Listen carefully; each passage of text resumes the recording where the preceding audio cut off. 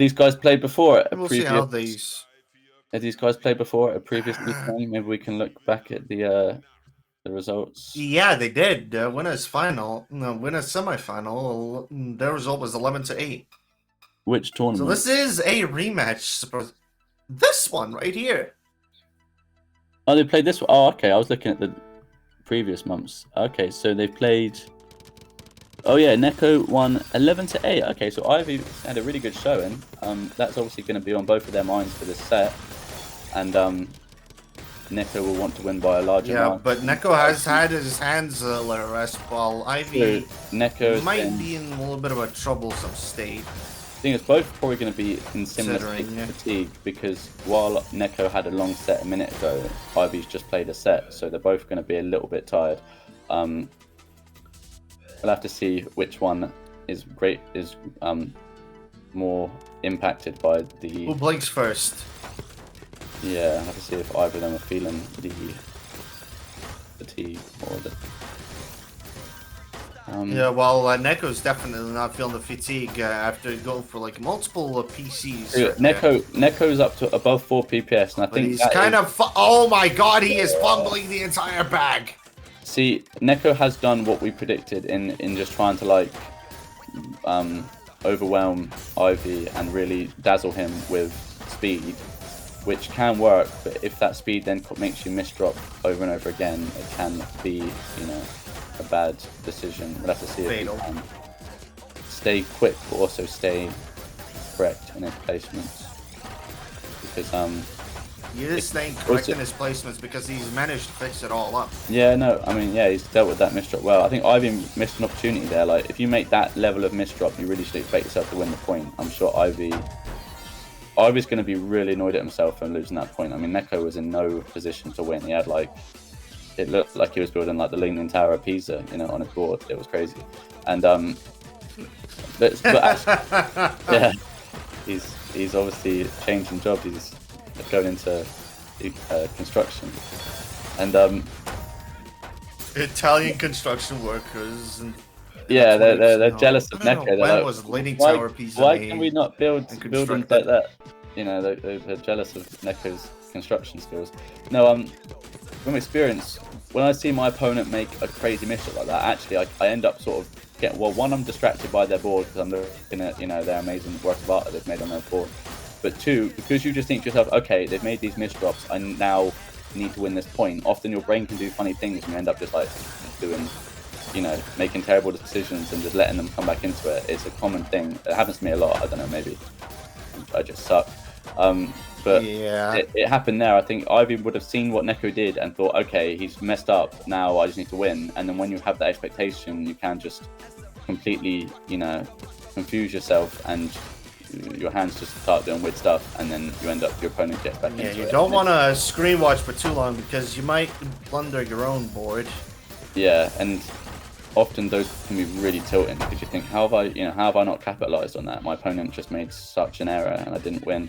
So we've got to see if EYEVY can get through that frustration. So EYEVY is sticking with his. Oh, that was a mishold. Almost blundered it. Oh, he's able to get out of it. He's trying to go for a quad, but that's a triple. He's waiting on Neko to pop. And he does pop. Neko's approach to the set is, let me just play as fast as possible and I'll win because I'm just a better, even if he's a bit more efficient in his slower speed, I'm just gonna outspeed him and it's not gonna, he's not gonna be able to make up the gap in speed. But unfortunately, if your speed costs you that much efficiency, and also Neko's making a lot of misdrops, like a player like EYEVY, like that. Yeah, there was a 1 PPS difference there, and EYEVY just didn't seem phased and won quite easily. And I think Neko needs to, remember that while he can play 4 PPS, if that's going to cost him so much, actually, it's not the smartest decision to make because it's hard to stay really efficient and clever when you're playing that speed. And Neko is he is fallible, and if he plays that quick, he can easily lose sight of the correct decisions to make. And Ivy's probably hoping that Neko carries on with the speed, because I think Neko playing like this, Ivy's actually in a good position. It's important for Neko to not play as quick. I think he has calmed down a little bit. Like he's playing 3.7 DPS, not like 4.3 like he was last year. That is risk. That's risky because you end up just feeding your opponent ammo when you play that quick.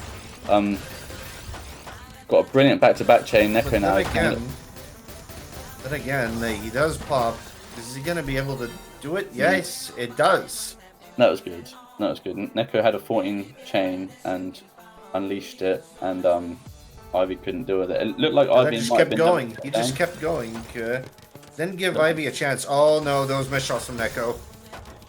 Ivy's, both players. He's able to clean it up.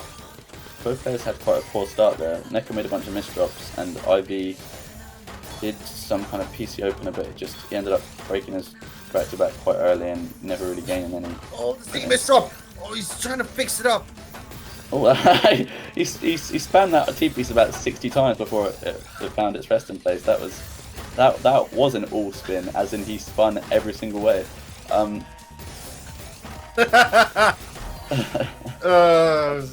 You have more cheesy puns from you. I cannot. Well, listen, of course I do cheesy puns because I play a lot of cheese. So, Oh my god. I'm thinking of starting a Tetris comedy show. I wonder if anyone's coming. You're going to break me. I can't. Yeah, there's a lot of untapped humor when it comes to Tetris. Anyway, let's refocus. But it's neck and neck. Oh. Very, very close, which is good to see.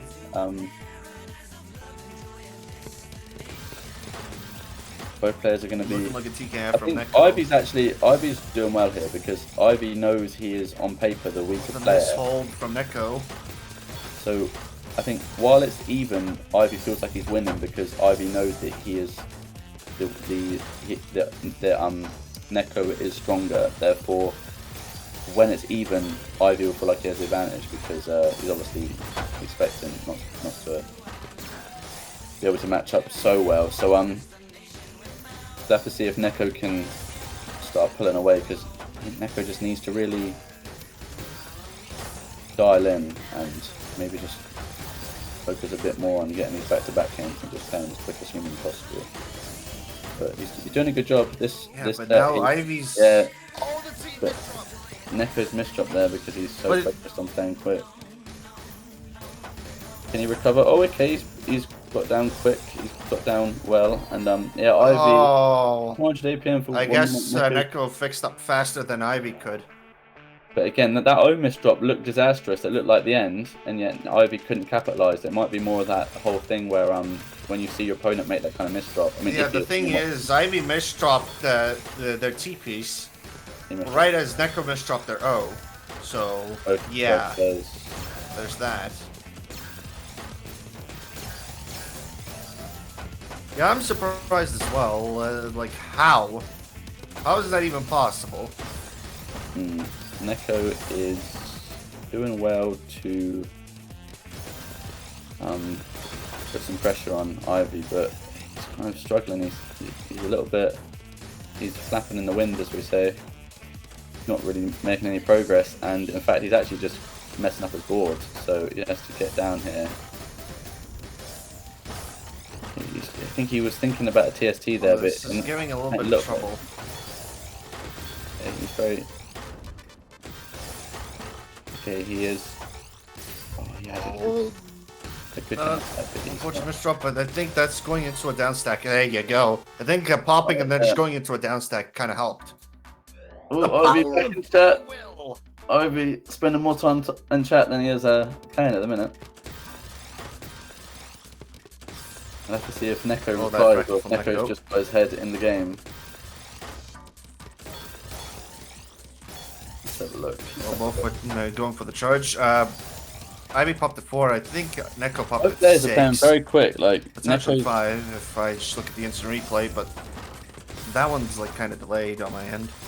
No, he did pop at 6. Okay. You got instant replay now. the instant replay on the stream. That's what I'm looking at. Cool. Ivy's got a large back-to-back chain here, and he's at the bottom of the board. Often, when you have a large back-to-back chain and you're at the bottom of the board, you think, "Oh, how much can I, extend this one? I've got all the space." But you've got to not get carried away. Okay, he's popped that at a good time. However, maybe he just spent a little bit too long on that because now he's in a little bit of a tricky spot. And Neko had his own chain there himself, and now Ivy's got to get down. Ivy's got some garbage to navigate through. Can he make some good? No, he has been caught. Nope, can't. So Neko is strapped in now. He's strapped in for the win, and we'll have to see if he can close this out.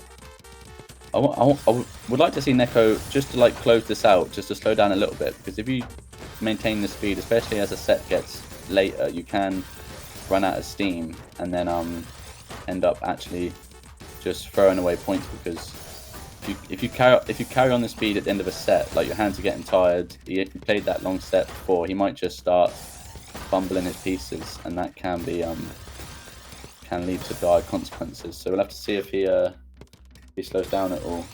Ivy was kind of thinking there. He had no garbage incoming, so had a little bit of time to think. That was absolutely lovely. That was very, very nice by Neko. So-called free thinkers breaking back-to-back at 3. Thank you, Subolch. Yeah, I've noticed Ivy breaks back-to-back fairly quite often, just to make sure he's in a safe position. But against Neko, that just cost him quite a lot. And Neko, just that last point, Neko had a really good back-to-back chain, and how he then channeled it into a large spike was very, very instructive. He had a huge center well, and he just popped his surge and downstacked the whole well at the same time, and it just multiplied the attack and wiped Ivy off the face of the planet, so it's good. Yeah, but this round it kind of actually got blocked both by players, Ivy. Yeah, both players are playing really strongly. We'll see how this one plays out. I don't think that pop at 4 from Ivy is not ideal, because Neko's now building up now his he's surge. behind quite significantly in this point. Neko could have... he popped his back-to-back there, but he had a huge clean well, and if he did those at the same time, he would have just wiped Ivy out, but he did them disjointed, and it meant that he couldn't... Yeah, absolutely shot Ivy up if he had to play his cards right. Yeah, it was a little bit of just what he didn't realise he could have. But it's a very strong showing from both of these players, up to almost 200 APM, both of them after a minute. It's very good pressure, it's very good damage output from them. But Neko's got his mid-game back-to-back going. How I was about to say, how far can he extend that? But he's popped it. You really should not have waited there, Ivy. Neko, he understood then not the greatest thing you should have done there. Neko was very aware there, very cognizant of the fact that if he popped his back-to-back chain there, then he would have killed Ivy. So even if he felt like he had more juice in the back-to-back chain, he popped it there just because he knew it would win. So that was good heads-up play by Neko. And now Neko's so clever. He as soon as the point starts, he just knows how to get that back-to-back chain really high, really quickly. Look, he's already on 14 after 20 seconds, and this can just be a very quick point. It's up to almost 20. It's very cool to watch. Just have a look off and the big spike. Yeah. So that was really a picture perfect point in that he built up a 20 back-to-back spike or back-to-back chain really quickly, and then just knew exactly how to combine that with a spike to wipe out Ivy. That was a really textbook round by Neko, and it's those rounds that you don't see a lot from Ivy, and I think that just goes to show the difference in skill between the two players. Neko just has the knowledge on how to win those points just really without much possibility of doing anything from Ivy. So and Neko is at match point now. Yeah, and now Ivy's... But he's getting caught out. Ivy stays for another round. Exactly. What do you think Ivy needs to do to come back here? Just keep his head down, keep chipping at it, hope that Neko gets in his own head or starts choking. I don't think he's going to be choking, considering, look at this big spike coming in. I don't know, Ivy's got a good back-to-back. Staggers a little bit. A nice donation there by Ivy. He's got a good back-to-back surge going, but he's got a bit of cheese to deal with, and he's got to get down here, otherwise it's going to be toast. Good little Gisbin single there, but why he chose not to use the eyepiece to put in the combo. I think he might have just got a little bit mixed up with his pieces, and that did cost him the set. 240 APM there at the end by Neko. That was a really strong last point. Neko takes it. Wow, Neko with the 190 APM average set. That was quite deceptive. It didn't feel like he had that strong of a set, but on paper that was a great set. Like, that's almost a 200 APM average. That's very, very, very good, over 17 points.